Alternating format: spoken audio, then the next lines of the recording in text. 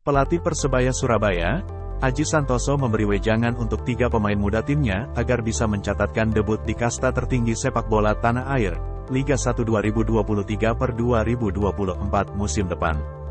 Ketiga pemain muda yang naik kelas ke skuad senior Persebaya Surabaya adalah Tony Firmansyah, Rifki Arya, dan Lalu Muhammad.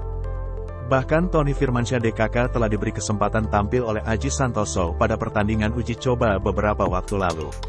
Mereka turun saat Persebaya mengalahkan tuan rumah Persis Solo dengan skor 3-4 di Stadion Manahan.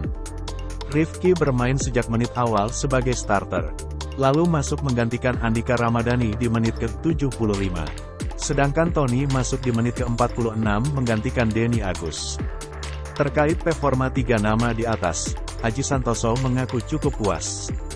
Ia pun berpesan agar ketiganya meningkatkan kemampuan dan jangan cepat puas dan besar kepala. Saya tekankan kepada pemain muda ini masih belum apa-apa, paling tidak dia bisa menunjukkan kemampuannya, buka Aji Santoso dikutip dari laman klub.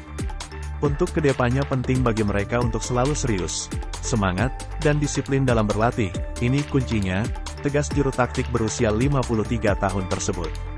Seperti diketahui, ketiga pemain muda itu mengikuti trial terlebih dahulu sejak tanggal 10 Mei tahun 2023 lalu.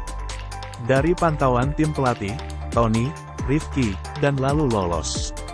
Tony adalah jebolan pemain internal Persebaya dari Putra Mars. Sementara Rifki juga pemain dari internal yakni Bintang Timur. Berbeda dari Tony dan Rifki, Lalu merupakan ex-penjaga gawang timnas pelajar U15 Kemenpora yang pada 2019 silam mengikuti kejuaraan di Portugal. Aji mengisyaratkan bakal memberikan menit bermain secara bertahap pada mereka kompetisi Liga 1 2023/2024 nanti. Sebelum itu dilakukan, mereka harus lebih dahulu menunjukkan progres perkembangannya sehingga tim pelatih tidak ragu memasukkan namanya ke starting 11. Mereka tetap harus berkembang. Jangan cukup puas karena mereka belum bermain di kompetisi. Saya mengingatkan kepada pemain harus pintar memilih dirinya sendiri, harapnya.